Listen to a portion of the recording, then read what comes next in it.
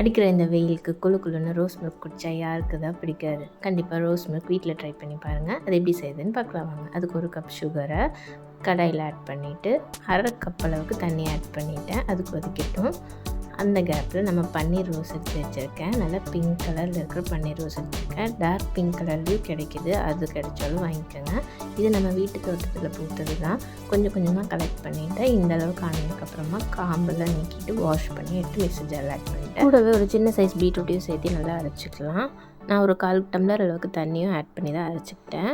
இந்த மாதிரி அரைச்சதுக்கப்புறமா நம்ம சுகர் சிரப்போடு நல்லா மிக்ஸ் பண்ணி விடலாம். மிக்ஸ் பண்ணும்போதே நல்லா ஃபஸ்ட்டு பபுளாக வந்து கொதி வரும்.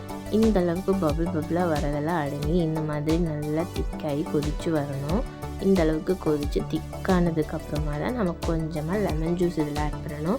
லெமன் ஜூஸ் எதுக்காக ஆட் பண்ணுறோன்னா சுகர் கிறிஸ்டலைஸ் ஆகாமல் நம்மளுக்கு சிறப்பாகவே இருக்கணும்னா லெமன் ஜூஸ் கண்டிப்பாக ஆட் பண்ணணும். ஒரு 1/4 மூடி லெமன் இதில் ஆட் பண்ணிவிட்டு நல்லா மிக்ஸ் பண்ணிவிட்டு சூடு ஆகிறதுக்கு வெயிட் பண்ணலாம். இப்போ நல்லாவே சூடு ஆறிடுச்சு. இப்போ ஜாம் தனியாக சிரப் தனியாக பிரித்து எடுத்துக்கலாம். இந்த மாதிரி ஸ்பூன் வச்சு கிளறும் போது ஜாம் தனியாக சிரப் தனியாக ஈஸியாக பிரிஞ்சு வரும். இப்போ இந்த சிரப்பை வந்து ஒரு ஏர்டைட் பாட்டிலில் ஊற்றி வச்சுக்கலாம். இந்த ரெசிபியை கண்டிப்பாக ட்ரை பண்ணி பாருங்கள். இது ரொம்ப ஹெல்த்தியும் கூட. இந்த வெயிலுக்கு ரொம்ப ரெஃப்ரெஷிங்காக இருக்கும். ஆரஞ்சு கலர் திக்கான பாஸ்டரைஸ் மில்க் தான் நான் யூஸ் பண்ணியிருக்கேன். இதே மில்க் வாங்குங்க, அப்போ தான் காய்ச்சாமலே நம்ம மில்க் ஷேக்கெல்லாம் போடலாம். இப்போ அதில் 3 ஸ்பூன் அளவுக்கு சிரப் ஊற்றிட்டு ஐஸ் க்யூப் போட்டுட்டு அப்படியே குடிச்சிட்டோம். இல்லை மேலே கொஞ்சம் நிறைய வேணும்னா நீங்கள் மிக்ஸர் ஜாரில் போட்டு ஒரு அடி அடிச்சுட்டு கூட எடுத்துக்கலாம். இந்த மாதிரி வரும். இது வந்து ரொம்பவுமே டேஸ்டியாக இருந்துச்சு. கண்டிப்பாக இந்த வெயிலுக்கு ரெஃப்ரெஷிங்கான ஒரு ட்ரிங்க் வேணும்னா இந்த ரோஸ் மில்க்கை ட்ரை பண்ணி பாருங்கள். மூவிஸ் போடணுன்னாட்டா சப்ஸ்கிரைப் பண்ணுங்கள்.